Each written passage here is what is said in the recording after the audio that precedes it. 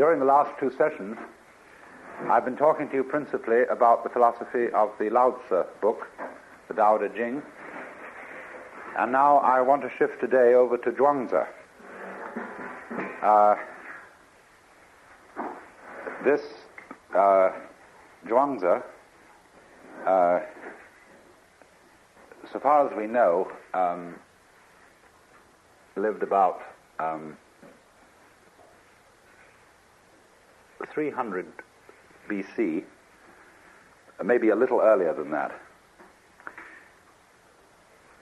And he is a very, very remarkable person because the Zhuangzi book, he's also, more exactly, his name is Zhuangzhu.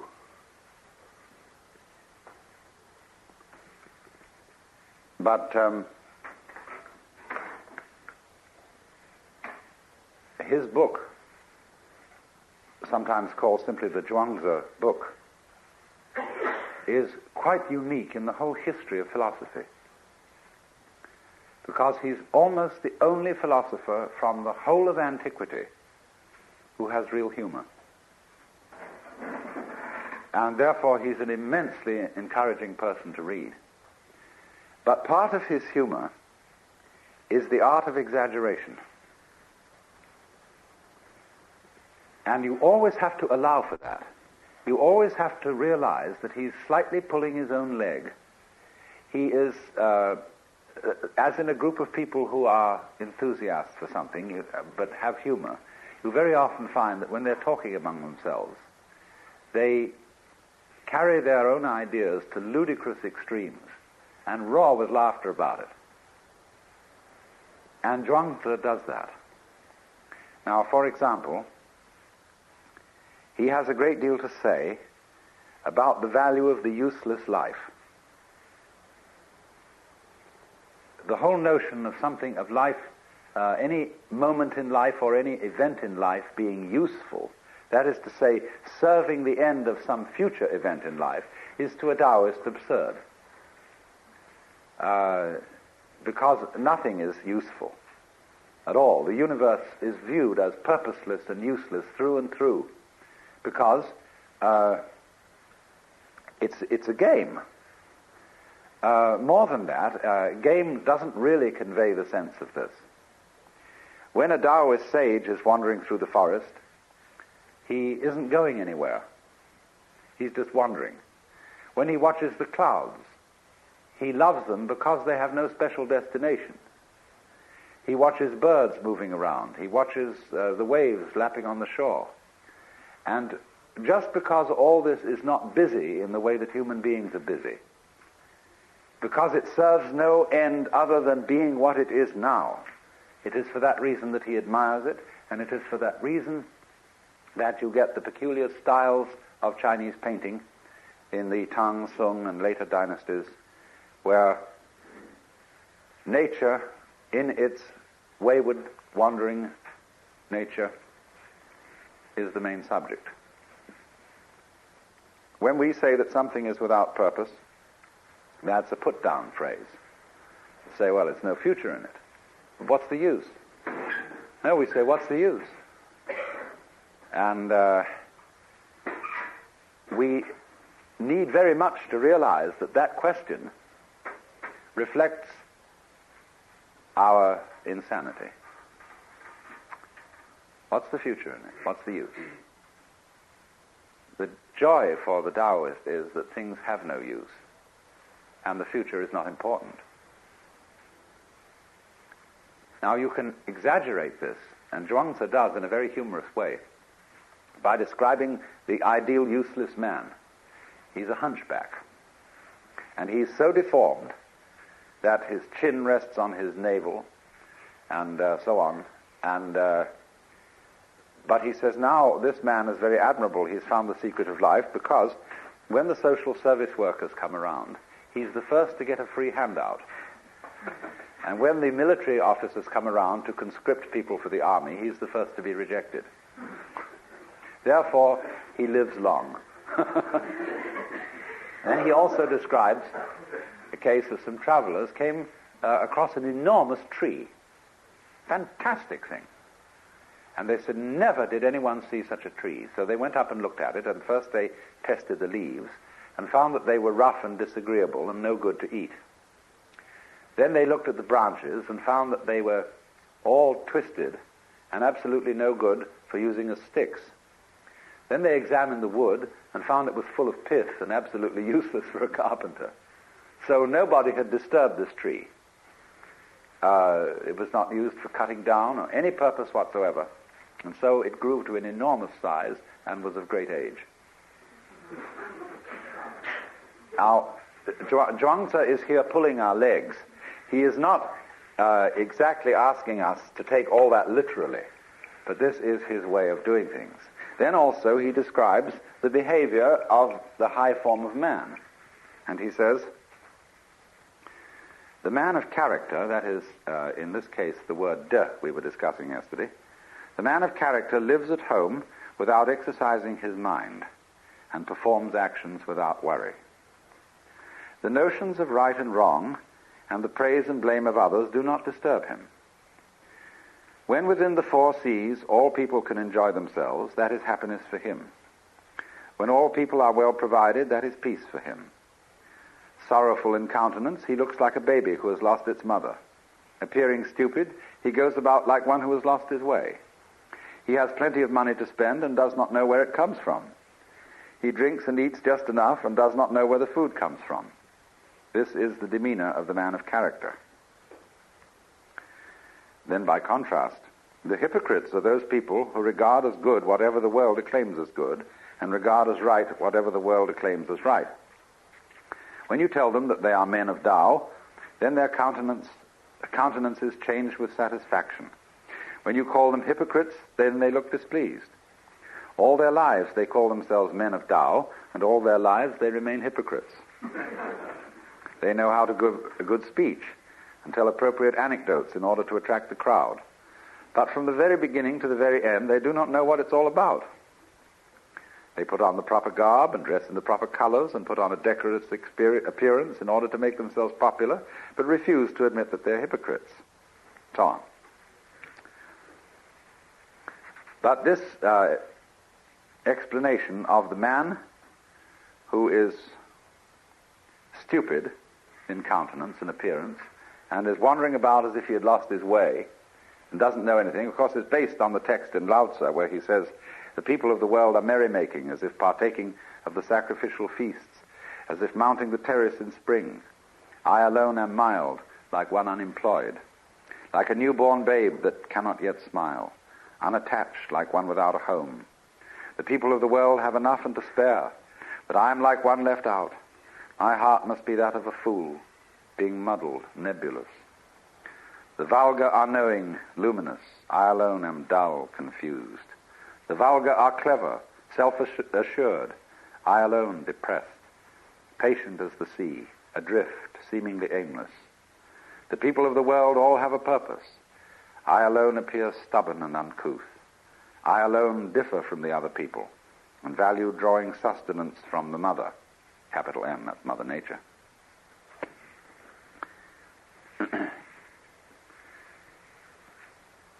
So, there is about, you see, the character of the Taoist sage as depicted by Zhuangzi, something of the fool. Because the fool is the person who doesn't know enough to come in out of the rain, who doesn't compete.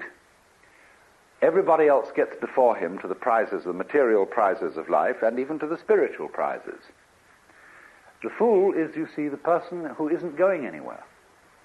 He sits by the road and goes... The fool is like a Mongolian idiot child who isn't interested in survival, who will take a plate of food and run his finger round in it and make a wonderful slosh with the stew, and then watch it drip from the tip of his finger. He won't eat for quite a while, and then he'll play with it in all sorts of ways. Then his attention will be distracted by something else, and he'll chase after that, you see. But so long as you don't cross him, This is the case of the Mongolian idiot.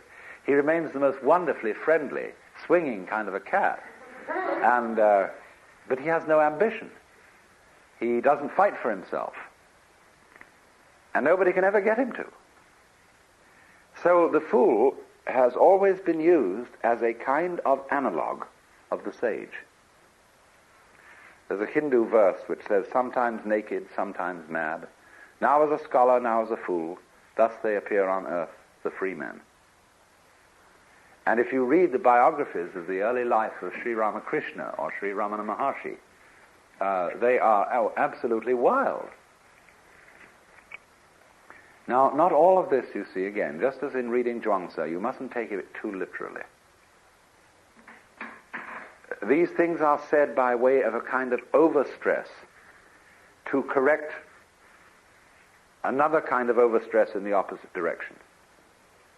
When a Japanese scholar many years ago explained the teaching of Buddhism to me, he said something I had never heard anybody else say, that the Buddha taught, for example, that life is suffering in order to correct the wrong view that it ought to be pleasure. He said that everything is impermanent in order to correct the wrong view that reality lasts forever in time. So the idea of the middle way is set up in this fashion, by going to one extreme in order to correct another. This is a very common Asian technique, and it is found especially in Zen, where teachers, when they are asked about something sacred, will always answer in terms of something secular. What is the Buddha? The tree in the garden. Then when you ask about something secular, they answer in terms of something sacred. You see? As there's a master and his student working in the field, and they are using a knife to prune, and the student suddenly says to the master, "Give me the knife." And he gives it to him point first. And so he says, "But please let me have the other end." The teacher says, "What would you do with the other end?" You see, the question immediately turns into a kind of a metaphysical thing.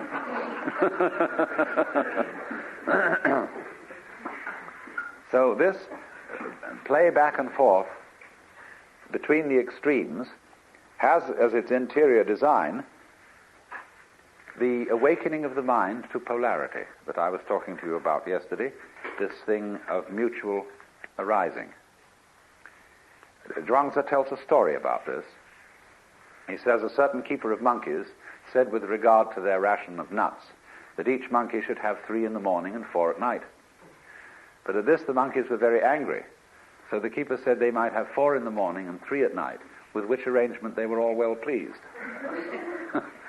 Now the number of nuts was the same, he goes on to say, but there was an adaptation to the likes and dislikes of those concerned. This, then, he says, is the way of conduct of the sage. Basically, Zhuangzi's philosophy is a philosophy of relativity. He makes a great deal of the point that there is no absolute standard of great or small, of important or unimportant. There is a story, for example, of a sort of enfant terrible at a banquet, and the speeches are being made after dinner, and somebody gets up and says that the human being is the highest of all creatures, that the whole world serves humanity, and there's a lot of pompous nonsense. And a small boy gets up and says that since tigers feed on human beings, it's quite obvious, therefore, that human beings exist for the service of tigers.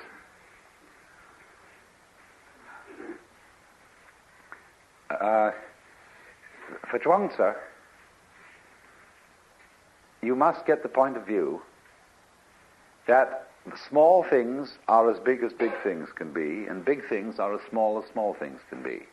Everything can be looked at as great or small, important and unimportant, and all the steps between. Because his conception of the world is essentially cyclic. in his idea of the circle, and Taoist and Zen teachers have a whole method of teaching by circles and drawing circles. The center of a circle is any point on the circumference. You can begin anywhere. There's a koan in Zen Buddhism which asks the question, Indra built the seamless tower. Where did he start? Now, a seamless tower is like a sleeve with no seam on it. It's a continuous cylinder of cloth. So the continuous cylindrical tower is the seamless tower. Where do you start? So in the same way, where does the circle start? At the circle of life, the cycle of life, the interdependence of the bees and the flowers, the interdependence of long and short, you see, it's all circular. And so there is nowhere and there is everywhere that it can begin. In the same way, when he discusses the organs of the body, he makes a catalogue of all these organs and says, now, which do you prefer?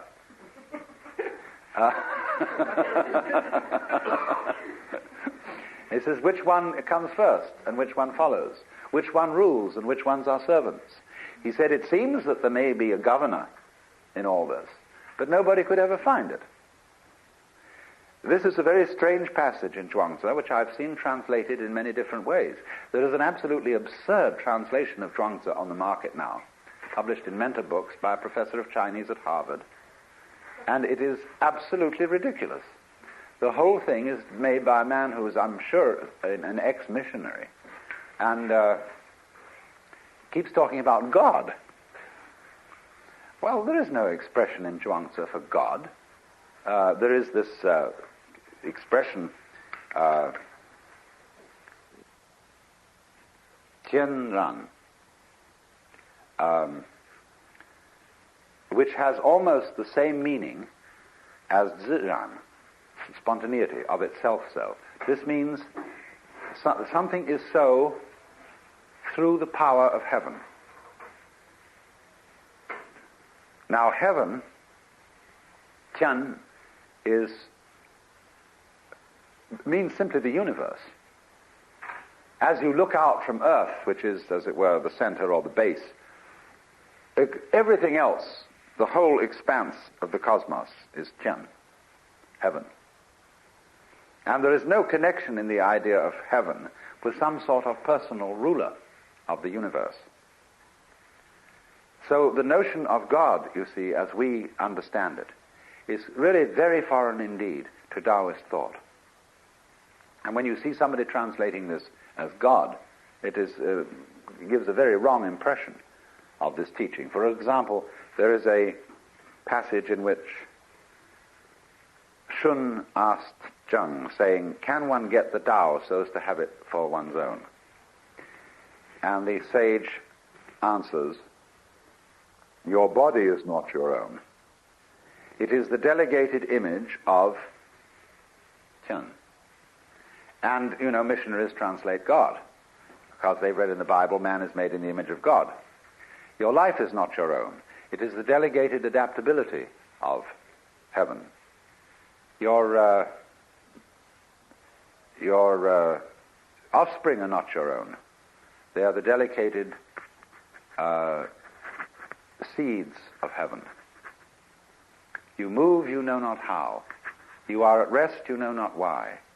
These are the operations of the ways of Tao. So how could you get Tao so as to have it for your own? Similarly, there's a passage which says, when a drunk man falls out of a cart, though he may suffer, he does not die. Because his spirit is in a condition of security, he does not suffer from contact with objective existences.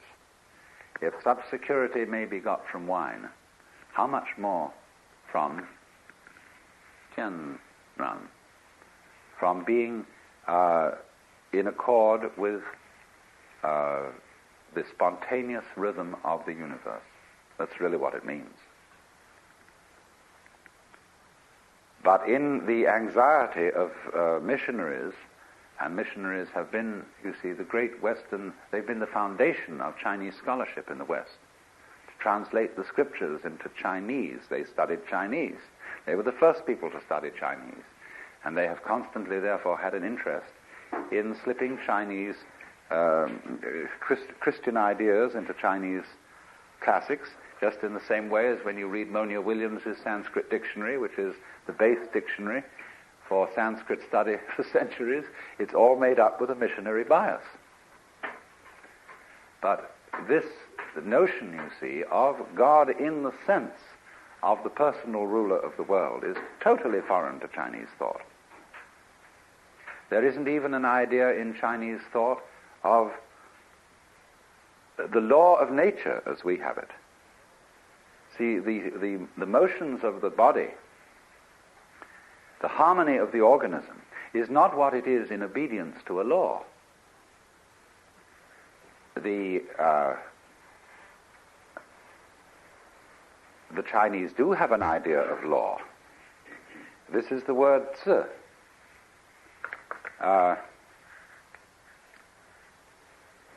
This is an interesting character, nowadays written this way.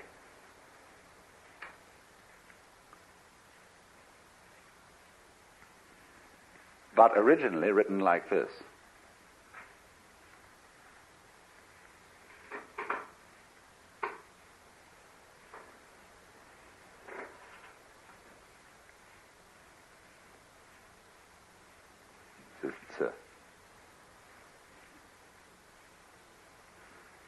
This is a drawing of a sacrificial iron cauldron with a knife beside it. And it comes from a time when the laws were inscribed on the sacrificial cauldrons, so that when people came to offer their sacrifices, they would read the laws. Certain sages objected to this and said that if the people know what the laws are in the fixed terms of writing, they will develop a litigious spirit. That is to say, they'll start haggling about what it really says. And as you know, that is the principal occupation of lawyers. And they said that the thing is that you mustn't write it down like that. And so the Tao is described as Wuzi. We would translate literally lawless, but it means, of course, transcending this kind of law, which is specific law. Positive law, I think, is the correct legal term. So there is no notion in the Taoist philosophy, or one might almost say in Chinese philosophy as a whole, for this certainly includes Confucianism, no notion whatsoever of the world as responding to a boss. So the body, in other words, does not have in it a ruling organ. Its order is the consequence of, or the operation of, every part of it existing together simultaneously, arising mutually. There's no governor.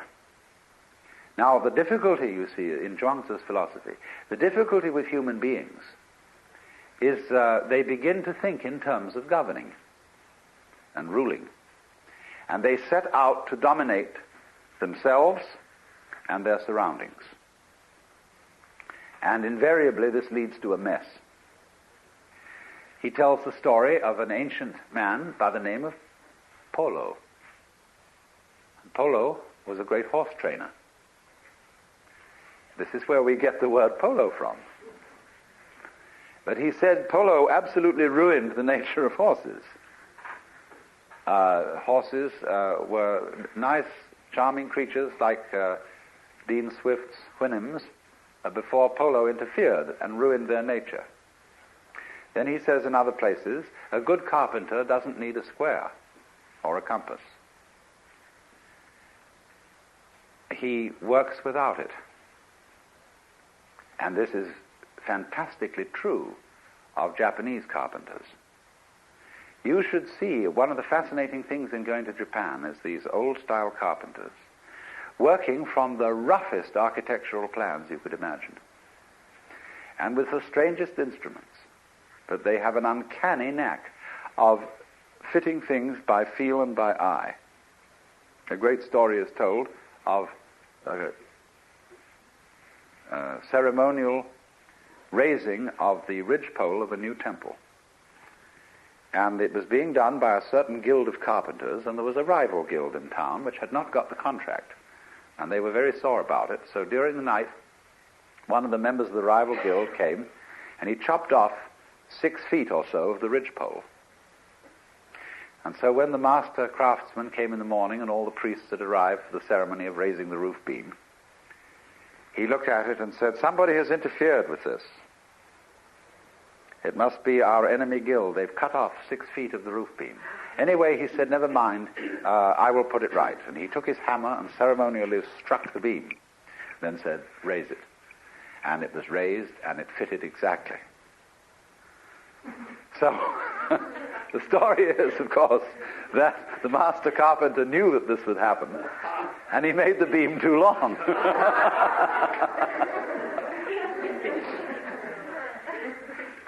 Those sort of stories are always associated with the art of carpentry.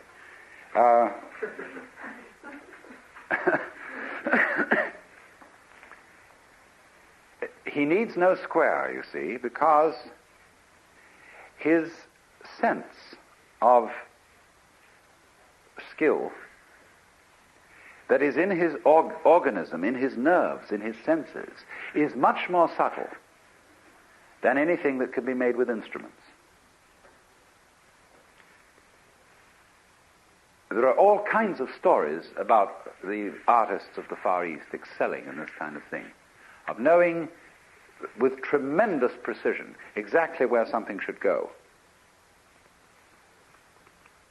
So a master is decorating a ceremonial tea room, and he's with his student, and the student wants to know where to put a hook for hanging a bamboo vase for flowers on the wall. And the master says, "There," and the student makes a little mark. Somewhat later, the student rubs out the mark, gets rid of it. But he remembers by a tiny little secret prick in the cloth where it should go. And then he says to the teacher, "Excuse me, sir, but I forgot where you said that thing should go." And the teacher says, "It was there," and he puts his finger exactly on the same spot, you see. That's the sort of thing that is admired, without the slightest calculation, you see. Now, he goes on and says, Zhuangzi explains at length that music has been ruined by the 5 notes. He says, the 5 notes will make a man deaf, and the 5 colors will make a man blind. Now, what does this mean?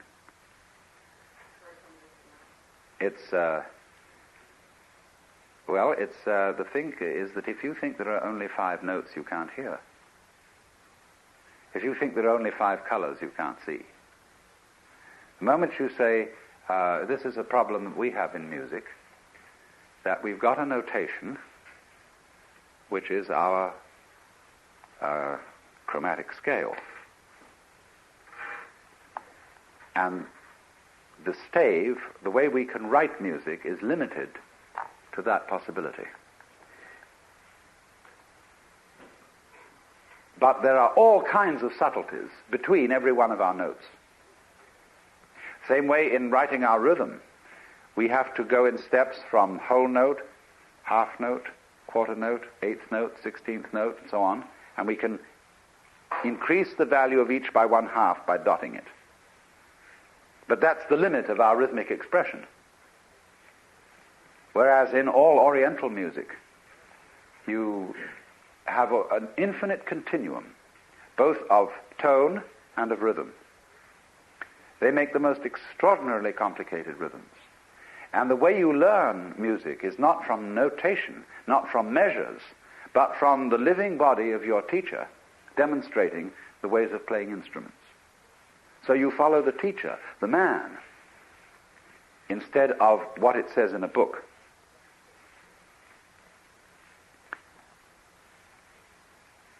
So, the whole principle then is one of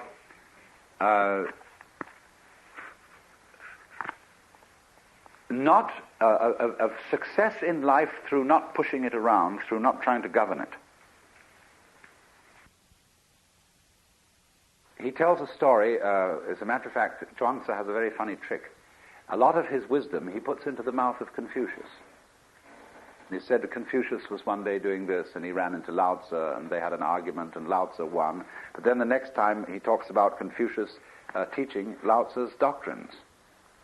And this to the immense confusion of everybody. But it said one day Confucius was standing by a river where there was a tremendous cataract plunging down. And he suddenly saw an old man coming out of the forest who fell into the river and suddenly disappeared into the cataract. And he said, "Oh dear, too bad, probably some old fellow tired of life who wanted to put an end to it all." The next moment, way downstream, the old man gets out of the water and starts bouncing along. And Confucius is amazed, and he sends one of his disciples to catch this fellow before he disappears. He said, "Sir, I was thinking that you were going to commit suicide, and I suddenly find that you came out of that cataract alive. Do you have some special method by which you do this?" "No, I have no special method," said the old man. "I just go in with the whirl and come out with the swirl. Because I don't resist the water, I entirely identify myself with water." So you see, here he is, utterly relaxed, just rolling around in the torrent and not resisting in any way. And so he is preserved. He goes with the stream, rolls with the punch, or whatever you want to call it. Again, of course, there is exaggeration in a story of this kind. Just as there's exaggeration in the story of the hunchback and the tree and so on. Because true wu-wei, or letting go, non-interference, it doesn't mean, for example, flabbiness. A lot of people, when they think they're relaxing, merely become flabby. And if that is so, the perfectly relaxed person would slowly become jello and would spread out on the floor and finally drip through into the basement.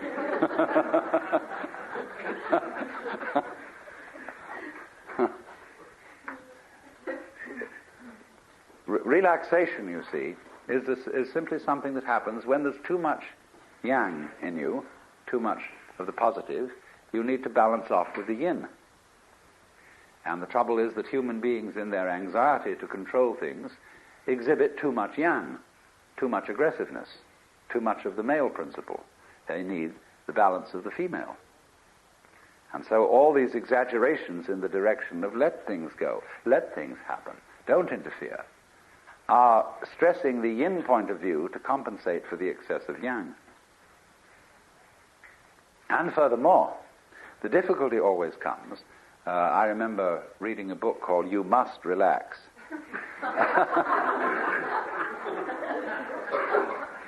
The difficulty always arises when one feels I must relax, I've got to let go, and let things happen. But how on earth do I do it?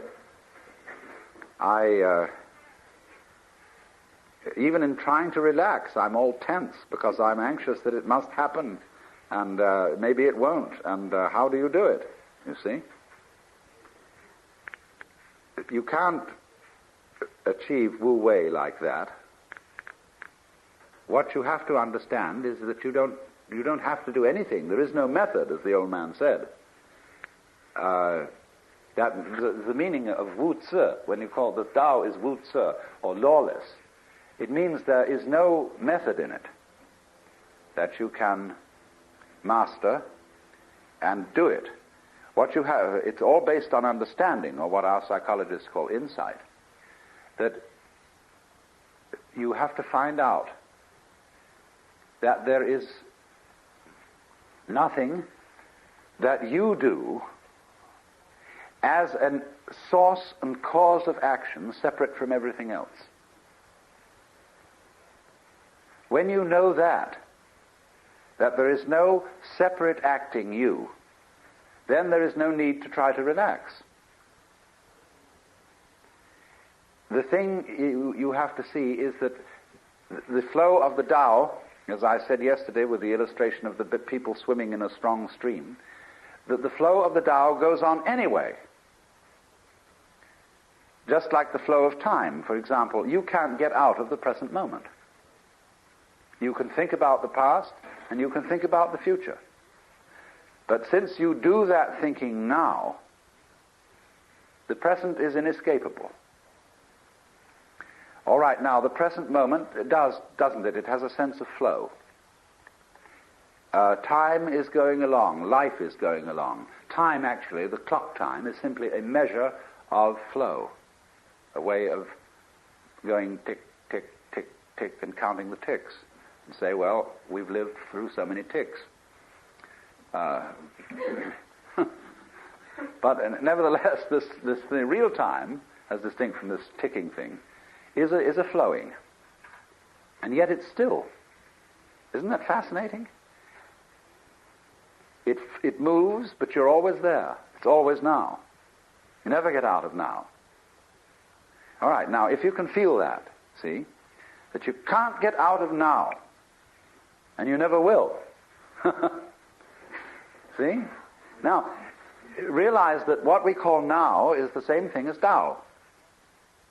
The Tao, the course of things, the eternal now, the presence of God, anything you want to call it. See? That's now, and you can't get out of it. So there's no need to get with it, because you can't get out. See? That's beautiful. You just relax, and you're there. So that's the principle of flowing. You can make all kinds of very clever ways of postponing finding this out. It's terribly simple. But you can say, well, this is a very spiritual matter, and I'm an unevolved person, and it'll take me a great deal of time to realize this in a more than an intellectual way. That's an excuse for playing your own game and not finding this out. There are all sorts of elaborate ways of doing that, and you can put it off by indulging in the most complicated systems of spiritual culture and yoga and so on and so forth. And that's all right. I have no objection to your putting it off if that's what you want to do. But actually, it's always here and now. Just as you can't get away from now, you can't get out of the Tao. That's the humor of the whole thing. And that's why Zhuangzi has his beautiful light touch. He says, the heron is white without a daily bath. The crow is black without being painted in ink. And this is the same saying, as in Zen. In the spring landscape, there is nothing superior, nothing inferior. Flowering branches grow naturally, some short, some long. Or they say a long thing is the long body of Buddha. A short thing is the short body of Buddha. There are, therefore, you see, blondes and brunettes, fat people and skinny people, tall people and short people, cultured people and vulgar people. Even the Christian hymn says, the rich man in his castle, the poor man at his gate.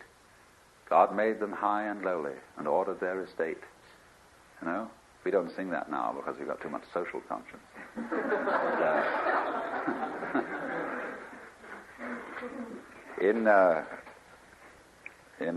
I think I probably read this passage yesterday. Maybe I didn't. But Zhuangzi has this to say about it.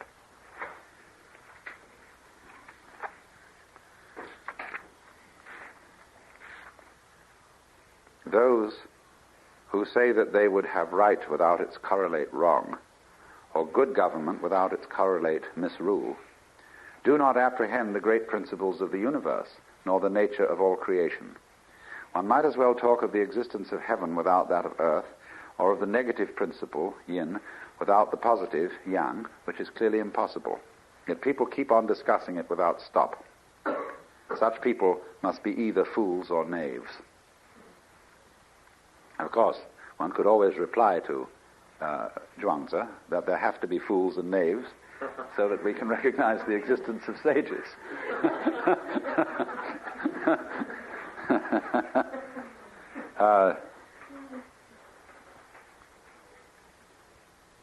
Speech is not mere blowing of breath.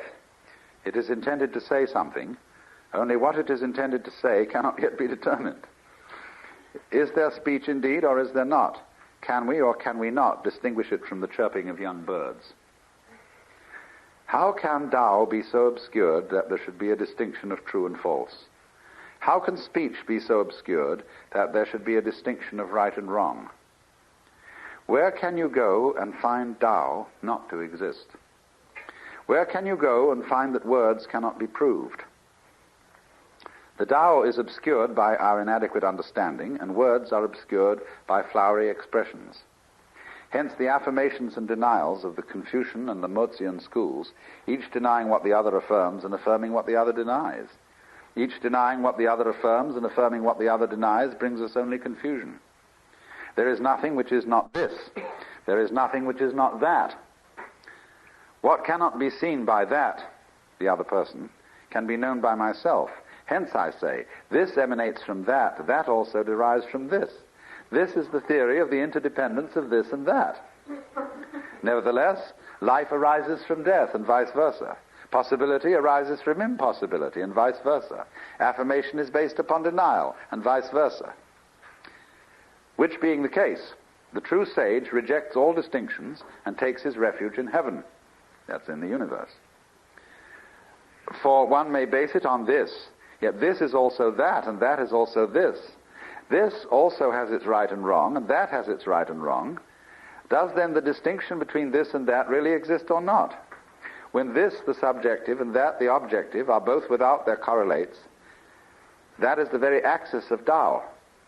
And when that axis passes through the center at which all infinities converge, affirmations and denials alike blend into the infinite one. Hence it is said that there is nothing like using the light. See, the axis of the opposites is the perception of their polarity. The difference between them is explicit, but the unity of them is implicit.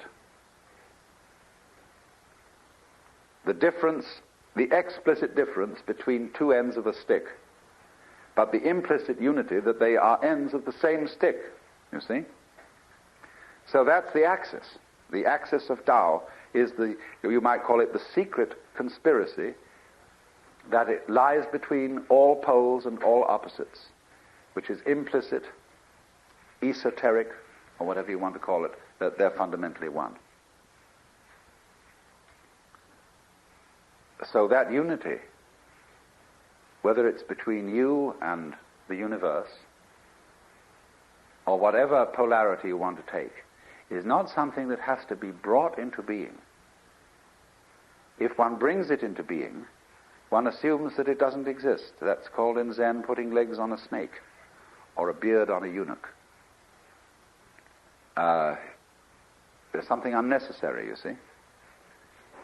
So it exists, it is always there, and you can see it so vividly. And actually almost put your finger on it and sense it, if you understand that the movement of the Tao is exactly the same thing as the present moment. Now, of course, if you try to grab the present moment and get ready with your clapper and say, now! It's gone. The finer and finer you draw the hairline on the watch to know exactly when now is, you eventually get to the point where you can't see it at all. See? But if you leave it alone, and you don't try to grab the moment as it flies, but it's always there. See, you don't have to mark it. You don't have to put your finger on it. Because it's everything that there is. And so the present moment suddenly expands.